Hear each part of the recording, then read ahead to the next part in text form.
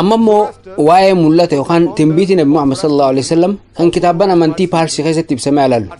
Zoroaster nama amantii Zoroasterizim hundeesse. Akkasumas amantiin kun Paarsizim jedhamuunis ni waamama. Amantii waggoota 2500 dura dachii Faarsii yookaan Pershiyaa keessa ture.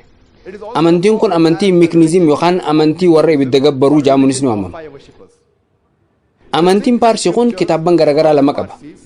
Isaanis Dasaatirii fi Avestaa jedhaman. Kitaabni Avestaa jedhamu kun Zanda Avestaa jedhamuunis ni waamama. Kitaabni Dasaatirii jedhamu Kunda Dasaatirii fi Kalan Dasaatirii jedhamuun bakka lamatti qoodama. Avestaanis Kurda Avestaa fi Kalan Avestaa jedhamuun bakka lamatti qoodama. Akkasumas Zandii fi Maazandi jedhamuun waamama. These Parsi scriptures, in several places, Prophet Muhammad sallallahu alaihi wasallam. Kitaaban Paarsii kana yoo dubbistan dhufiinsi Nabi Muhammad sallallahu alaihi wasallam bakka hedduutti himamuusaa hubattu. Kitaaba Avestaa kan barbaadiin yesh boqonnaa 28 lakkoofsa 129 irratti maqaan isaa injifataa jedhama. Maqaan isaa Astvart Areetaa jedhama. Soosheenti jedhamee waamama jedhamee ibsamee jira. Akka timbiitii kanaatti inni injifataa Soosheenti jedhamee waamama. Maqaan isaa Astveet Areetaa jedhama. Akkuma beeknu Nabi Muhammad sallallahu alaihi wasallam wayita Makka banansan injifatanii jiru. Jechi Soosheenti jedhamu ammoo akka Ensaayikolopiidiyaa Haastingitti nama galatoonfamuu malu jechuudha. Kun ammoo hiikaa jecha maqaa Muhammad jechuuti sallallahu alaihi wasallam. Kanaafuu Nabi Muhammad sallallahu alaihi wasallam maqaadhaan kitaaban Paarsii keessatti ibsamanii jiru. Dabalataan inni Astveet Areetaa jedhamee waamama jedhamee ibsamee jira. Astveet Areetaa jechuun ammoo nama galatoonfatu jechuudha. Kunis hiikaa maqaa Nabi Muhammad sallallahu alaihi wasallam kan lammataa isa Ahmad jechuuti. Ahmad jechuun isa galatoonfatu jechuudha. Dabalataan Avestaa keessatti kitaaba Zamiyad Yesht boqonnaa 16 lakkoofsa 95 irratti akkana jedha. That his friends will come, the friends of Astveet Areetaa, who will be fighting. Hiriyoonni isaanii dhufu. Hiriyoonni Astveet Areetaa warra uummata badii irra jiru lolu, warra haalaan ni yaadu, haalaan dubbatu, akkasuma warra haalaan dalagu. Arrabni isaanii dubbii sobaa takka illee dubbatu.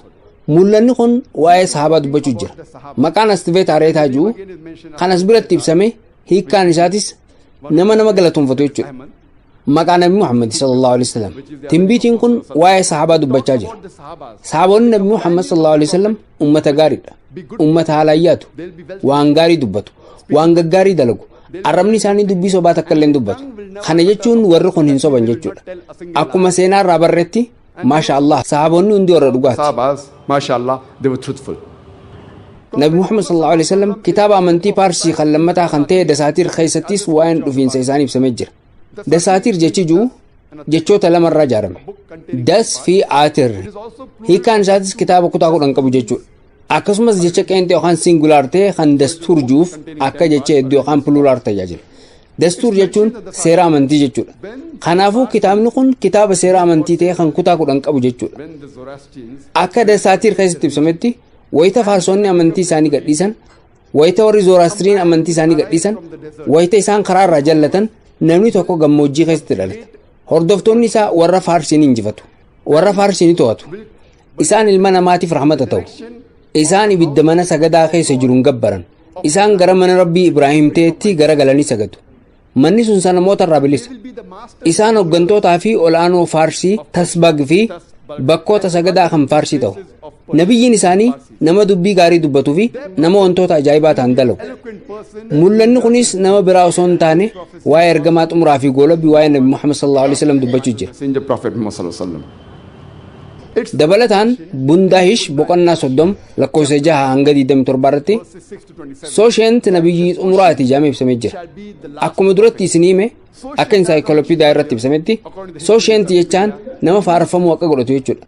Kunis Nabi Muhammad sallallahu alaihi wasallam ibsa. Timbiitii kana keessatti Nabi Muhammad sallallahu alaihi wasallam nabiyyii xumuraa akka ta'an ibsamee jira. Kun gabaabumatti waa'ee dhufiinsa Nabi Muhammad kan kitaaban Paarsii keessatti ibsame. Muhammad sallallahu alaihi wasallam in the Parsi scriptures. Let's discuss the prophecy of Prophet Muhammad, peace be upon him, in the Buddhist scriptures. Amma immoo waa'ee dhufiinsa Nabi Muhammad kan kitaaban Budaa keessatti ibsamanii halaalu. Kitaaban Budaa hundi isaanii jechuu dandeenya. Waa'ee maayitirii dhufuuf deemuu irraa dubbatu. Chakvaatii Sinaat Sutantaa D111 70 irratti akkana jedha. Budaan biraa maqaa maayitirii juunni dhufa. Isa qulqulluu ta'e, isa olaanaa ta'e, isa beekaa ta'e kan hikmaa fi amalli gaariin isaaf kenname kan beekumsi hawaa kanaa guutumatti isaaf kenname inni beekumsa humna guddaa irraa argatu addunyaa barsiisa amantii jalqaba irrattis kabajamaa ta'e kan jidduu irrattis kabajamaa ta'e kan xumura irrattis kabajamaa ta'e barsiisa karaa jireenyaa dhugaa ta'ee fi kan hirruu takka illee hin qabne barsiisa akkuma an monokseewwan dhibbaan lakkaawaman qabu kanatti innillee monokseewwan kumaatamaan lakkaawaman qabaata mul'anni kun kitaaba Sacred Books of the East mujallada 35ffaa fuula 225 irratti irra deebiin ibsamee jira sunis akkana jedha maayitiriin haalaa fi amala akkanaa fi akkasii qabu ni dhufa eega jeen booda akkuma an hoogganaa namoota dhibbaan lakkaawamanii ta'etti inni hoogganaa namoota kumaatamaan lakkaawamanii ta'a wangeela budaa fuula 217 fi 218 irratti ana handaan budaa akkana jechuun gaafate yaa eebbifamaa egaa ati deemteen booda eenyutu nu qajeelcha inni eebbifamaa ta'ee budaan wayita deebisu an budaa jalqaba dachitan irratti uumame miti akkasumas isa xumuraatillee miti budaan biraa kan dhufu ni jira qulqulluun olaanaan beekaan kan hikmaa fi amala gaariin faayame kan beekumsa hawaa kanaa guutumatti qabu ni dhufa inni amantii gaarii barsiisa amantii jalqaba irratti kabajamaa jidduu irratti kabajamaa xumura irratti kabajamaa ta'e barsiisa amantii dhugaa irratti hundaa'e barsiisa karaa jireenyaa guutuu ta'e barsiisa akkuma barattoota dhibbaan lakkaawaman qabutti inni ammoo barattoota kumaatamaan lakkaawaman qabaata He will teach a religion which will be based on truth and will be a perfect way of life. And he will have many thousands of disciples as I have only hundreds of disciples. ana handaan irra deebi'ee akkamitti isa beekuu dandeenya jee budaa gaafate budaanis wayita deebisu maayitirii jedhamee waamama jedhe maayitirii jechuun kan namaa garaa lafu kan nama jaalatu arjaa kan namaaf nahaa ta'e jechuudha jecha afaan arabaa kan jechoota kanneen hunda bakka bu'u isa rahmaa jedhu rabbi quraana keessatti suuratul anbiyaa suuraa 21ffaa aaya 107 irratti akkana jee isa ibse وَمَا أَرْسَلْنَاكَ إِلَّا رَحْمَةً لِلْعَالَمِينَ We have sent thee not but as a mercy to all the world, as a mercy to all the people. aalama hundaaf rahmata goone malee sin ergine This word rahmah jechi rahmaa jedhu kun jechoota isarraa horan waliin walumaa galatti quraana keessatti yeroo 409 ibsamee jira suuraaleen quraanaa hundi suuraa tawbaa malee foormulaa bareedaa kan bismillah ar-rahmaan rahim jedhuun jalqabu maqaa rabbii kan akkaan rahmata godhaa fi araarama ta'eetiin kanaafuu kitaabban amantii budaatis haala hundi jechuu dandeenyuun waa'ee dhufiinsa maayitirii yookaan nabi Muhammad sallallahu alaihi wasallam ibsanii jiru dabalataan nabi Muhammad sallallahu alaihi wasallam kitaaba budaa kan Sacred Book of the East mujallada 11ffaa fuula 36 mahaabariin banaasotaa boqonnaa 2 fuula 32 irratti yaa ana handaa akkuma budahaaf barsiisaan dhokotaa fi ajaa'ibaan jirretti barsiisonni harka cufamaa hin qaban nuti beekumsa of biratti hin dhiisnu namaaf ibsina akkuma beeknu nabi Muhammad sallallahu alaihi wasallam waxyii rabbi irraa argatan hunda ilma namaa cufaaf dabarsanii jiru sahaboota isaaniitiifis beekumsa isaanii namarraa akka hin dho'isne himanii jiran akka waan beekan barsiisanii fi akka beekumsa facaasan ajajan kanaafuu akkuma timbiitii keessatti ibsametti wanti ajaa'iba yookaan dhokataa jedhamee namarraa dho'ifamu hin jiru kitaaba budaa kan Sacred Books of East mujallada 11ffaa fuula 97 maahii parin banaasotaa boqonnaa 5 lakkoofsa 36 irratti chapter number 5 verse number 36 it says that as Buddha had a servitor by the name of Ananda so shall the mighty akkuma budaan qaadima ana handaa jedhamu qabutti maayitiriinis qaadima ni qabaata akkuma seenaa irraa barreetti qaadimni nabi Muhammad sallallahu alaihi wasallam anas ture rabbi isarraa jaalatu inni ilma maalik anas rabbi isarraa haa jaalatu abbaa fi haati tiyya ana waggaa 8 nabi Muhammadiif sallallahu alaihi wasallam na kannan jee dubbate haati isaatis akkana jette yaa ergamaa rabbii mucaan kun qaadima si haa ta'u fudhadhu jetteen anas rabbi isarraa jaalatu akka nuuf himetti nabi Muhammad akka ilma isaaniitti isa lakkaa'u turan jaalatamaa jechaa isa waamaa turan anas rabbi isarraa jaalatu yeroo hunda nabi cinaa dhabbachaa ture yeroo nagaa fi yeroo waraanaatis yeroo bal'oo fi yeroo rakkootis biraan dhabamne kanaafuu dalagaan ana handaa fi anas wal fakkaataadha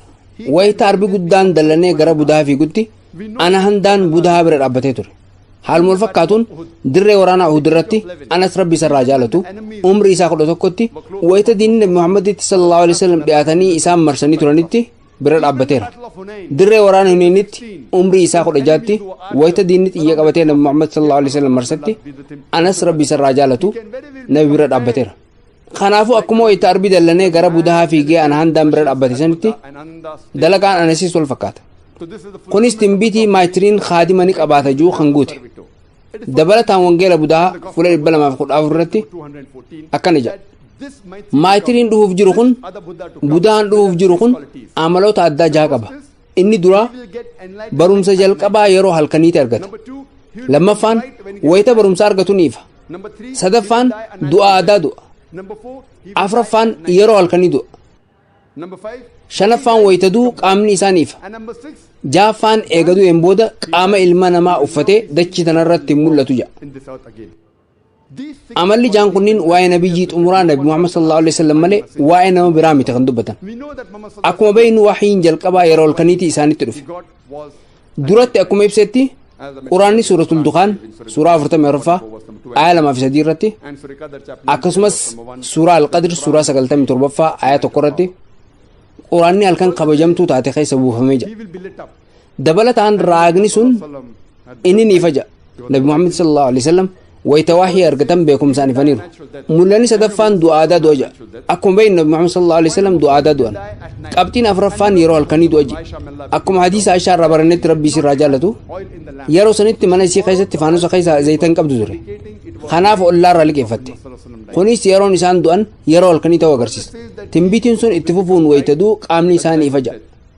Anas Rabbi isarraa jaallatu akka jeetti Nabi Muhammad sallallahu alaihi wasallam wayita du'an qaamni isaanii ifaa ture. Mul'anni sun xumura irratti eega du'een booda qaama ilma namaa uffatee dachii tanarratti mul'atu jedha. Nabi Muhammad sallallahu alaihi wasallam eega du'aniin booda Madiinatti awwaalamuu isaanii beekna. Qaamaan lammata dachii tanarratti mul'an.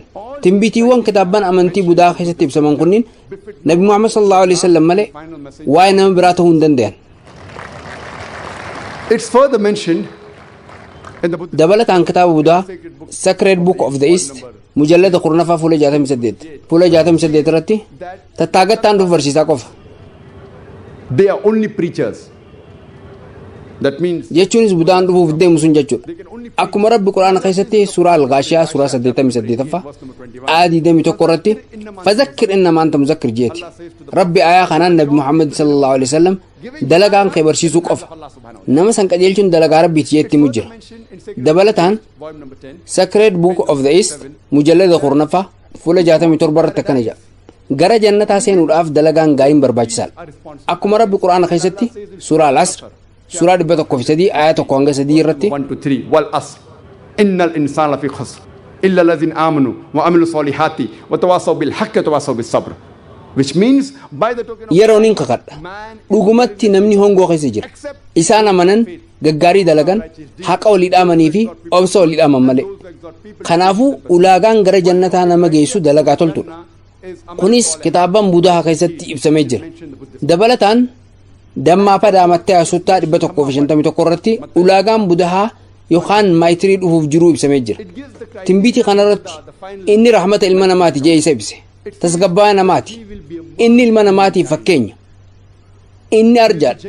Akkasumas inni nama dhugaati. Ulaagaaleen kunniin hundi nabiyyii xumuraa fi goolabbii kan ta'an Nabi Muhammad sallallahu alaihi wasallam malee nama biraan ibsan. Kun gabaabumatti waa'ee dhufiinsa Nabi Muhammad sallallahu alaihi wasallam kan kitaaban budaa keessatti ibsaman. it gives the criteria of the Buddha, the final Maitri to come.